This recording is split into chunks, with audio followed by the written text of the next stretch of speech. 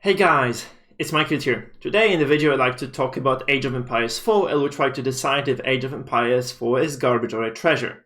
The community seems to be very divided on the issue. I'd like to share my own point of view and also we'll try to have a look at what the community has to say and we'll try to respond to those criticisms and talk about the nice parts of the game that are indeed there.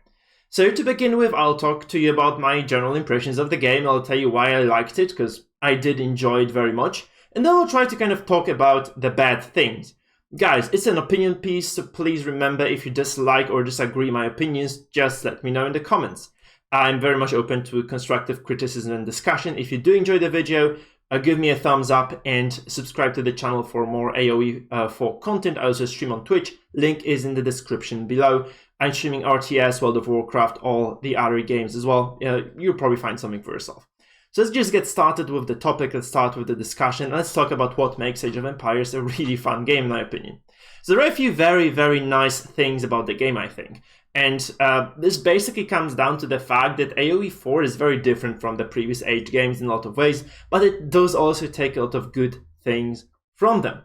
And I really think that one of the best features of the game is how nicely and how streamlined the game pacing is done.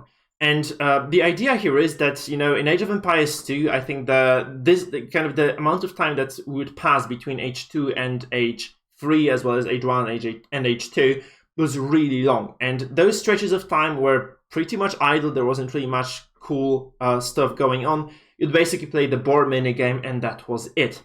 So what I really believe to be the case of Age of Empires 4 is that, you know, there is a lot of stuff happening early.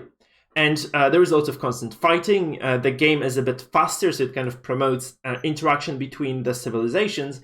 And since there are like certain mechanics that are gone, such as, you know, the quick walling, for instance, the interaction between, you know, military units and the villagers is way easier. This makes for easier raids, this makes for more combat, this makes for more action.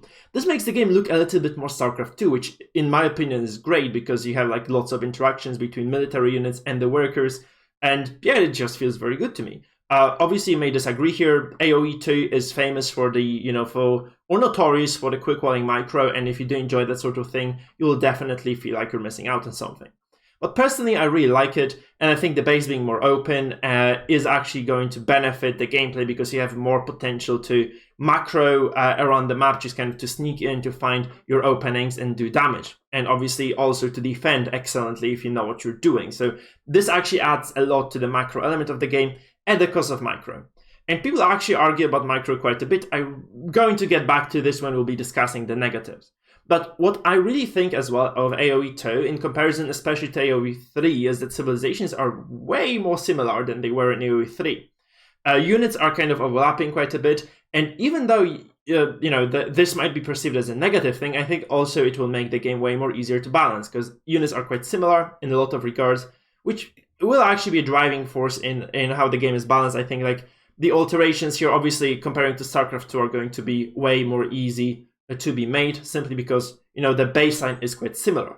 At the same time, however, you have a lot of really cool, you could call them minigames, right? Each civ does have a special minigame. We've seen 5 so far with the gameplay previews and with those competitive matches streamed.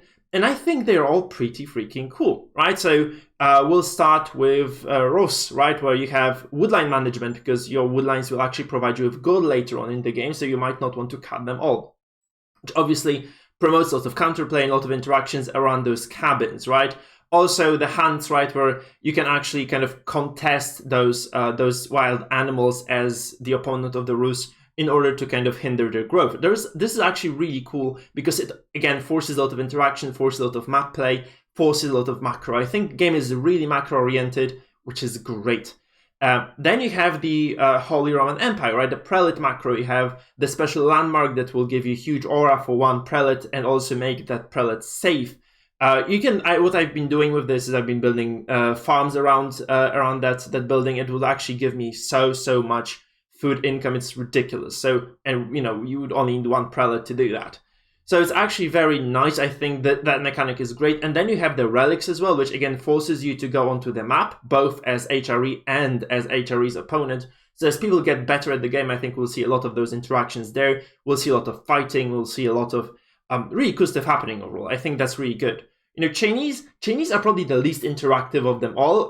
One of the bonuses is obviously the tax boost, and the other is that when you build your second landmark from every age, you get an additional dynasty bonus. It's a pretty cool mechanic. You can get a lot of very neat things out of it. I think they're mostly overlooked. And a lot of, economical bonuses especially are really, really interesting. So I think that's great as well. Finally, Abbasid Dynasty do have, the base architecture bonuses. So you really have to think about how you build, and you really have to kind of think about how you're going to expand. You also have those choices in terms of wings, which I'm not really sure about this yet because I have not really played that much of it, but from what I've seen, especially from Aussie Drongo playing, you can really change your playstyle depending on which of those wings you build in the House of Wisdom, right? So you can actually do a lot of cool stuff there. I'm really, really, really looking forward to playing some more Abbasid once the game releases fully. And then the English, they have cool active abilities on their archers, which I think is a lot of micro ability, right? You can kind of do a lot of cool stuff with the archers, which the archers of other civs can do, which I think is a great bonus on its own. And their farming layouts are also pretty cool, with the potential gold income coming from the farms later on, which I think is also really, really neat of a bonus. So overall, I think that's quite interesting for the English. Though I do believe they're like maybe the most underdeveloped in that regard. I think English could receive an additional cool mechanic and would be still okay. This being said, I really think that those features will shape every single game, because you have to think of what your opponent might want to do. With HRE, contest the relics, with Rose, contest the wood lines, and so on and so forth, and react appropriately or accordingly. And this comes down to, both scouting, of course, and actually just kind of playing around your opponents and denying them resources, which will be forcing a lot of interactions, which will, again, in turn force a lot of micro. I think, people contest micro as AoE falls a weakness, but honestly, with so many unit interactions, I think you can come up with cool things to micromanage your units, to move around, to kite, and to play around the map, right? So I think that will overall be somehow mitigated. I'm not sure about it yet, but I'm very, very optimistic in this regard. You might not be, of course. Moving forward, we have a lot of variety in ranged units. We lose the skirmishers, but we gain crossbows. And crossbows here are really weak against light infantry, and they're very weak against archers, but they're very strong against heavy infantry and against cavalry as well. But they're slower, so they are easy to be caught out and killed. Also, they're pretty weak to artillery because they're slow once again. Right, so you have a lot of those additional things added. So you lose skirms, you gain crossbows. I think it's fair trade. And overall, ranged units feel pretty cool to use because, honestly, they're slower, which means they have actual interactions with cavalry, which was not the case in AoE 2, where they'd probably just kind of move back and shoot like freaking Neo from Matrix, right? I'm not really a big fan of that. But generally speaking here, they feel like they're no longer able to freely kite cavalry. You need to mix up some units to defend your archers, and even then, they are quite vulnerable to those more mobile cav units. So I think that's pretty good. I think archers are kind of pretty nicely balanced. And yeah, this works. We'll get back to archers later because there is like another really pending issue there that we'll probably have to touch upon.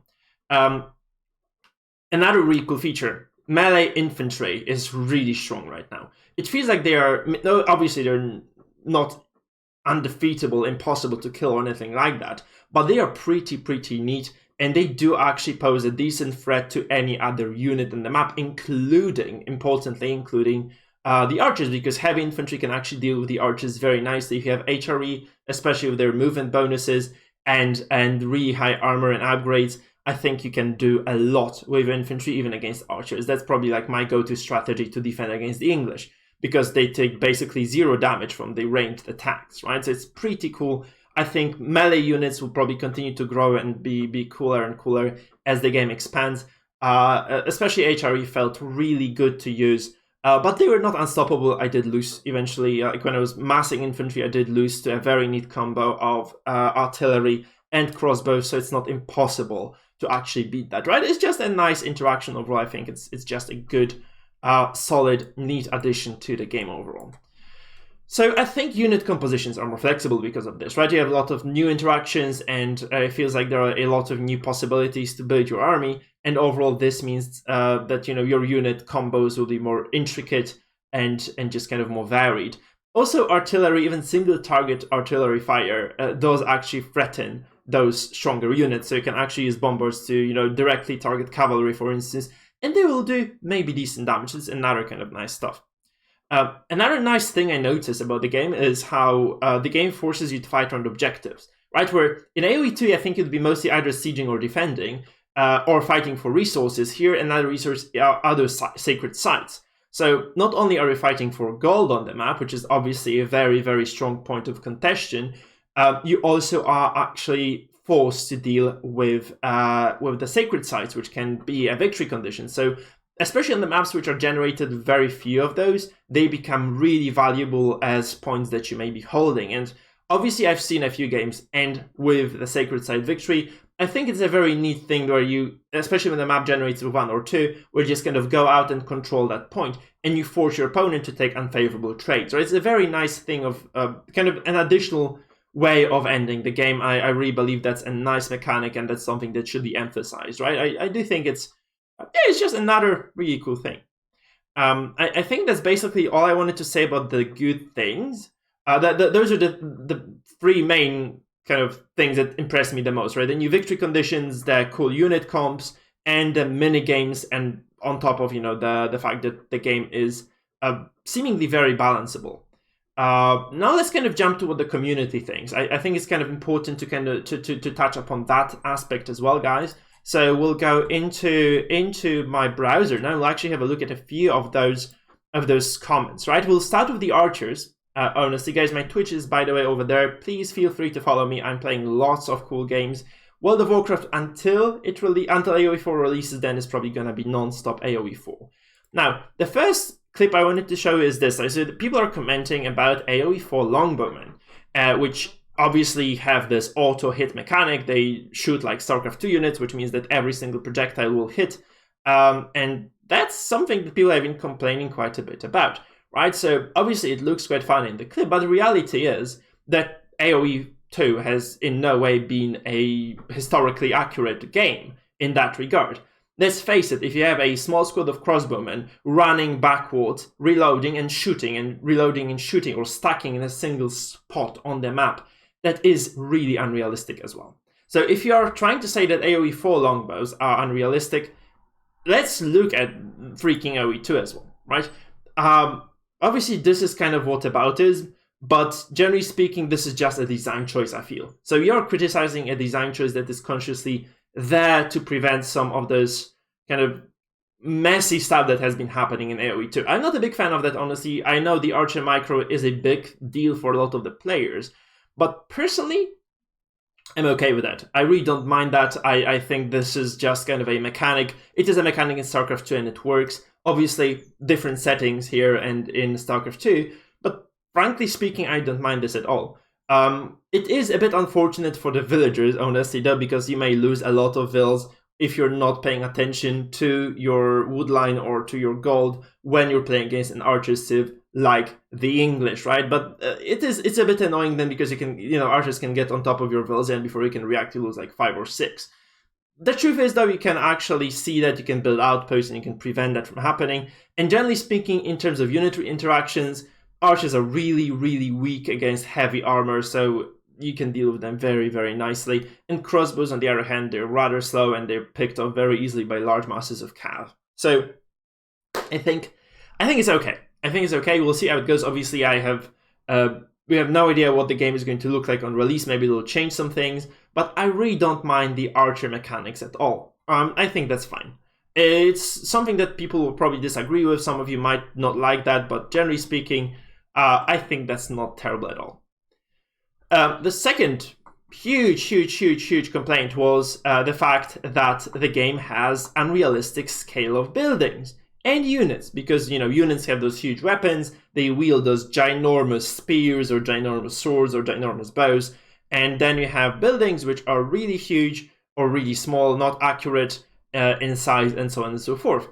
I really don't mind that. Like, accurate sizing of the buildings has never been a concern in RTS games. It's like that's basically what I would say. Obviously, there are like some irregularities. Obviously, it would take some ironing out to do. I'm not a big fan of stable models in the game. For instance, I agree with the person who posted this. And obviously, the size of the keep and the walls, they're kind of weird. But what probably was the reason behind this is that they didn't want the buildings to kind of overtake the entire kind of screen, right? You don't want your buildings to kind of overlap with units and so on and so forth. So since the keep is something that you'll probably very likely build around the map and fight around, I think it's a good idea to keep it smaller. I really think it's not a big deal. They could take care of this if they believe this is realistically a problem, but generally speaking, when you look at the games such as StarCraft 2, where there are certain units that are supposedly really huge, like battle cruisers or motherships, they're supposed to be ridiculously big. And then you look at them in game where they're rather small, honestly. I really don't think this breaks immersion, especially that AoE 4 has so much immersion going on with the sound it provides and with the motion, with the spears crashing, with the rushing infantry. There is so much immersion in the game already when you're playing it that I don't think you need like realistic building sizes. Let's face it, you really don't need that at all. Though, yeah, obviously that's some valid criticism. They might want to have a look at the building scaling to some extent, maybe improve some of them to kind of be at least consistent. But I think it's kind of nitpicky as well, generally speaking. Now we have the problem of the zoom level, right? People are talking about the zoom level and AoE 3 receiving some new changes to how zoom can work. Obviously, AoE 2 Definite Edition also has really cool zoom options, and AoE 4 just doesn't. And I honestly don't think that's a problem as well, because first of all, they are listening apparently, and they're actually doing camera distance changes and some balance work and some bug fixes as well in the upcoming release. So as it seems to be the case, they're actually working on those things quite a bit, and maybe there will be some fixes to that in the upcoming future. So on the release, perhaps the camera will be movable. You will be actually able to zoom out quite a bit further. Another concern that's obviously just kind of a joke and a meme, but also a real issue, is the TC bell, right? It was very annoying. You had to group your TC with a house or with another building in order for that to stop happening, especially if you're kind of spamming your keyboard like me because you're a SC2 player. So I think that's also quite a big deal that they're dealing with this. Obviously a minor issue, but something that was very, very annoying, and they're showing that they're listening to the community feedback to some extent. Another thing is, like, people are complaining. I did also kind of feel that, I did mention that the English and the Chinese, they are kind of bland, and they lack some actual things that would set them apart from every other Civ. And they're doing some balance work, so hopefully, especially the Chinese, will gain some identity as we go into the future. Another thing, and that's just something that I would like to kind of bring as a conclusion here. There was a guy who posted the rankings of the top players in the stress test, and as it seems to be the case, that kind of is going back to the micro again. We have a lot of StarCraft 2 players in the top 10. Apparently, like about 60%, okay, 6 out of 10 of those people are very good or professional StarCraft 2 players. And SC2 is extremely micro-heavy game, and if there are a lot of StarCraft 2 players in top 10, it would probably indicate that they're able to transfer their skills that they have acquired from StarCraft 2 into another game, namely AoE 4. So maybe, that's just kind of me saying my things. Maybe micro is much stronger than it is. We have Cedar, who is definitely really good at micro, for instance, right? We have Luciferin, who is a very strong player. You can see him winning 145 out of his 165 games overall, for instance. So as we have a lot of SC2 players in the top 10, I think people who are worrying that micro is not that relevant, I think you have to stop worrying, or could stop worrying at least a little bit. Because having all those really, really strong StarCraft 2 players coming into the game and succeeding with how much micro SC2 takes overall, I think you can basically, maybe not guarantee, but at least feel confident that your micro will not be wasted, and you can actually find good ways of microing your way out of games. The worrying thing, of course, is the fact that there are not so many AoE 2 players, right? So this means that maybe AoE 2 skills are not so easily transferable to the game, and because you can't use the AoE 2 style of micro, you'll probably not succeed that much in that regard. So I really think that this might be a problem to AoE 2 players, because their skills are maybe going to a waste Obviously, that's just kind of a small sample, 25 people who did play during that open stress test. So we might see a lot of shifts as the game is published and the rankings kind of unveil once again, and we get like a broader community to play the game, right? So I think, guys, this is basically the gist of what I wanted to kind of sum up things with. So micro in AoE 2 and micro in AoE 4 are two really, really different things. I would say maybe AoE 4 and StarCraft 2 have more in common because units will be traded way more aggressively, I think, because there are just way fewer ways of getting yourself out of the trouble. So this will probably mean that we'll have like more StarCraft 2 style combat early on with, those aggressive trades, more aggressive builds as well. Maybe we'll see some proxies coming in as well later into the future. I've been trying to proxy a lot in AoE 4 with mediocre success, let's face it, but it's been something I've been doing as well, right, in StarCraft 2. So I was trying to kind of move some of my builds from SC2 to AoE 4. Sometimes it did work, sometimes it didn't, but again, resource management, probably a big thing there, and I was not doing things correctly. But generally speaking, I think lots of those pressure builds and players who are used to pressure play are going to succeed very, very much in the upcoming release of AoE4. I think this is all I really want to say to you guys, so I hope you did enjoy the video. I hope you did enjoy my feedback. And I hope you guys did actually find my opinion valuable to some extent. If you disagree with me, once again, let me know in the comments. If you did enjoy the video, like, subscribe, and leave me a follow on Twitch. Thank you for watching, and see you guys in the next videos this week. Bye bye.